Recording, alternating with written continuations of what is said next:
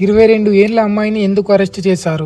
Sharmishtha Panoli Pahalgam attack తర్వాత మే 14న Pakistan social media వాళ్లకు attitude తో అండ్ ఆపరేషన్ సింధూర్ తర్వాత ఇంత పెద్ద ఇష్యూ జరుగుతున్నా దీనిపైన బాలీవుడ్ యాక్టర్ స్పందించడం లేదు అని వాళ్ళని విమర్శిస్తూ ఒక వీడియో పోస్ట్ చేసింది.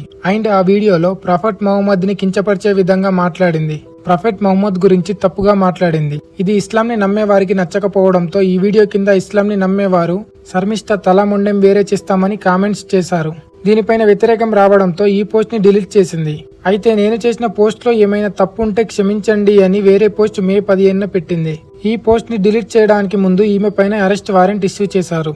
ఈమెను పోలీసులు అరెస్ట్ చేయడానికి కోల్కతా నుండి సుమారు 1500 కిలోమీటర్లు వెళ్లి ఢిల్లీలోని గురుగ్రామ్ లో అరెస్ట్ చేశారు.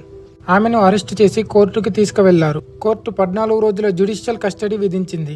ఆమెపై ఎఫ్ఐఆర్ రిజిస్టర్ చేసిన వ్యక్తిపై 2 వేరువేరు కేసులున్నాయి. శర్మిష్ఠపై ఎఫ్ఐఆర్ నమోదు చేసిన వ్యక్తి వజాహత్ ఖాన్ కాద్రే. ఇతను రషీద్ ఫౌండేషన్ కి కో ఫౌండర్. ఇతని ట్విట్టర్ ఎక్స్ అకౌంట్ లో హిందూ దేవుళ్లని తిడుతూ అండ్ హిందువులు జరుపుకునే పండగలపైన నీచమైన కామెంట్స్ చేశాడు. శర్మిష్ఠా అరెస్ట్ పైన పవన్ కళ్యాణ్ గారు స్పందిస్తూ కోల్కతా సీఎం అయిన మమతా బెనర్జీ సనాతన ధర్మం గంధ ధర్మం అన్నప్పుడు హిందువుల మనోభావాలు దెబ్బతిన్నాయి.